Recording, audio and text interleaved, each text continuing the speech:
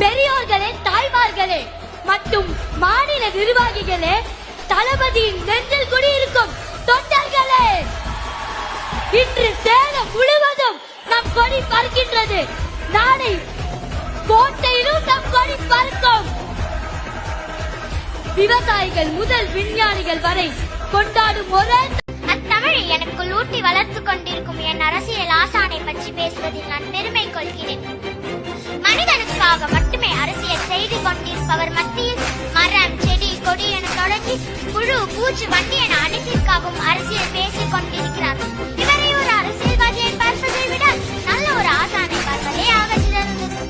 ஆம், மலையை நேசிக்க சொல்கிறார், மரத்தை நேசிக்க சொல்கிறார், மண்ணை நேசிக்க சொல்கிறார், ஏன் ஒரு புழுவை கூட நேசிக்க சொல்கிறார். தன்னை பற்றி மட்டுமே சிந்திக்கும் அரசியல்வாதிகள் மத்தியில் மண்ணில் வாழும் அனைத்து